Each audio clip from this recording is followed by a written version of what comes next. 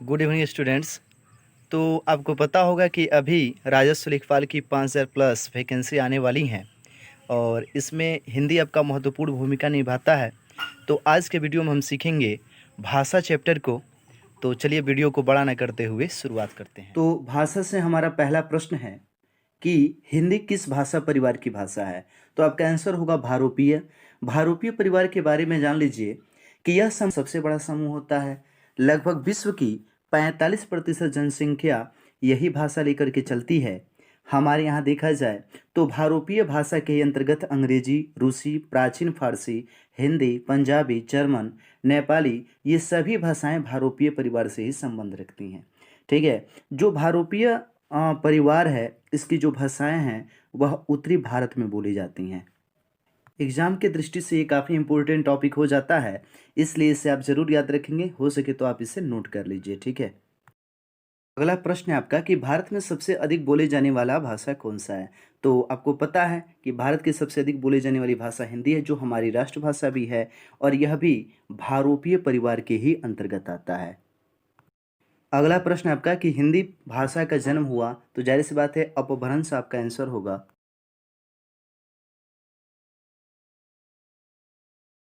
भाषाओं का जो सही क्रम है वह है संस्कृत, फिर पाली, फिर प्राकृतिक, फिर अपभ्रंश और उसके बाद से आ जाता है आपका हिंदी। अगला प्रश्न है कि हिंदी की विशिष्ट बोली ब्रजभाषा किस रूप में प्रसिद्ध है। तो काव्य भाषा के रूप में। आप सबको पता है कि जो ब्रजभाषा है वह पश्चिमी हिंदी के अंतर्गत आता है, जिसमें हम सूरदास व बिहारी लाल के जो कविताएं संग्रह देखते हैं वह सारी की सारी ब्रजभाषा में ही हुआ करती हैं। पश्चिमी हिंदी को हम भीतरी शाखा भी कहते हैं। इसके अंतर्गत आपकी हिंदुस्तानी, ब्रज, कनौजी, बुंदेली, बांगरू व दक्षिणी भी आती है। ठीक है। कनौजी जो है वह लगभग ब्रजभाषा से मिलता जुलता ही एक भाषा है।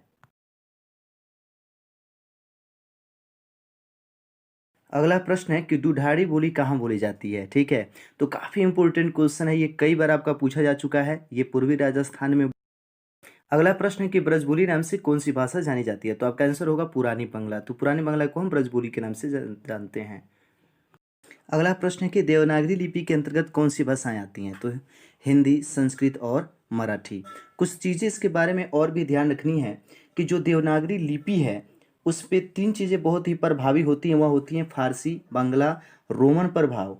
और भी कुछ विशेषताएं हैं। जैसे देवनागरी लिपि की जो विशेषताएं वह ये हैं कि इसमें निश्चित मात्राएं होती हैं। जो वर्गों की अंतिम ध्वनियाँ होती हैं वह नासिक्य होती हैं। स्वर ह्रस्व व दीर्घ में बटे होते हैं। प्रत्येक वर्ग में अघोष फिर सघोष वर्ण होते हैं। उच्चारण व प्रयोग दोनों समान होते हैं। ठीक है। अगला प्रश्न है कि कौन सी भाषा संस्कृत की अपभ्रंश है। तो याद रखिएगा संस्कृत की अपभ्रंश है क्या, पाली। ठीक है। अगला प्रश्न है कि अधिकतम भारतीय भाषाओं का विकास किस लिपि से हुआ है। तो आपका आंसर होगा ब्राह्मी लिपि। ब्राह्मी लिपि के अंतर्गत ही आपका देवनागरी भी आता है। ठीक है। अगला प्रश्न है कि वर्तमान हिंदी का प्रचलित रूप है। तो आपका आंसर होगा हिंदी खड़ी बोली। अगला प्रश्न है कि छत्तीसगढ़ी बोली है। तो ये पूर्वी हिंदी के अंतर्गत आता है। पूर्वी हिंदी जो है वह अर्धमागधी प्राकृति के अपभ्रंश से बनी हुई है। गोस्वामी तुलसीदास ने जो रामचरितमानस लिखा है ये सारी पूर्वी हिंदी के अंतर्गत ही आती है। इसमें अन्य भी भाषाएं बोली जाती हैं, जैसे आपका अवधी, बघेली और छत्तीसगढ़ी मुख्य हैं।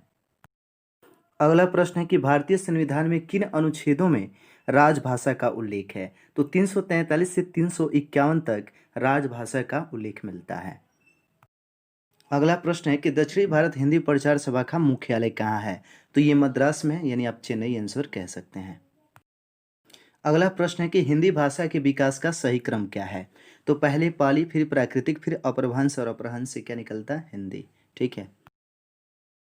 अगला प्रश्न है आपका कि संविधान के अनुच्छेद 351 में किस विषय का वर्णन है। तो आपका आंसर होगा हिंदी के विकास के लिए निर्देश। अगला प्रश्न है कि ब्रजभाषा क्या है। तो ब्रजभाषा पश्चिमी हिंदी के अंतर्गत आता है और उसी की उपबोली है। पश्चिमी हिंदी में आपकी खड़ी बोली, जिसे हम कौरवी भी कहते हैं, ब्रजभाषा, बुंदेली, हरियाणी, जिस हरियाणी के अंतर्गत आपका बांगरू भी आता है, फिर कनौजी का जिक्र आता है। ठीक है। अगला प्रश्न है कि मगही किस भाषा की बोली है। तो बिहारी की। आपको ऐसे भी पता है कि मगहिया पान भी शब्द लगाया जाता है बिहार में। तो बिहार की ये जो बिहारी भाषा है इसके अंतर्गत आपका मैथिली, मगही, भोजपुरी, पूर्वी आदि आता है। ये भी आपको ध्यान रखना है कि जो बिहारी भाषा है वह बंगला भाषा से बहुत अधिक संबंध रखता है और यही कारण है कि बंगला, उड़िया व आसामी को इसकी बहन के नाम से भी जाना जाता है। तो आपका एक प्रश्न बनता है कि बिहारी किस भाषा को बंगला, उड़िया व आसामी की बहन कहते हैं? तो उत्तर होगा आपका बिहारी भाषा। अगला प्रश्न है आपका कि हिंदी खड़ी बोली किस अपभ्रंश से विकसित हुई है? तो आपका उत्तर होगा सौर सेनी। अगला प्रश्न है कि भाषा के आधार पर भारतीय राज्यों की पुनः संरचना कब की गई, यानी संगठन गठन कब किया गया था? तो ये हुआ था 1956 में। और ये भी जान लीजिए कि भाषा के आधार पर सबसे पहले जो गठित होने वाला राज्य है वह उत्तर प्रदेश था। ठीक ना। अगला प्रश्न है कि हिंदी भाषा को राजभाषा बनाने का निर्णय कब लिया गया था? तो ये हुआ था 14 सितंबर 1949 को। तो 14 सितंबर 1949 को हिंदी भाषा को राजभाषा के रूप में स्वीकार कर लिया गया था। अगला प्रश्न है आपका कि हिंदी की आदि जननी किसे कहा जाता है?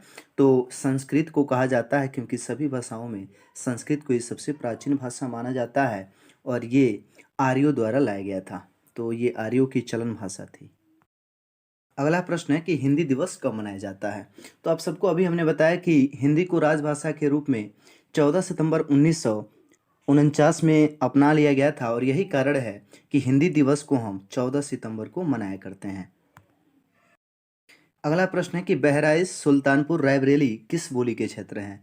तो यहाँ पे अवधी बोली जाती है, तो आपका आंसर होगा अवधी। अगला प्रश्न है कि 11वां विश्व हिंदी सम्मेलन 2018 का आयोजन कहाँ हुआ था? तो ये हुआ था मॉरिशस में और उस स्थान पे यानी पोर्ट लुई स्थान पे हुआ था और ये 18 से 20 अगस्त तक चला था। और भी जानकारी इसके बारे में जान लीजिए कि मॉरिशस में सबसे अधिक मात्रा में आपकी भोजपुरी बोली जाती है भारत को छोड़ करके। तो ये दूसरा देश है जहाँ सबसे अधिक भोजपुरी बोली जाती है।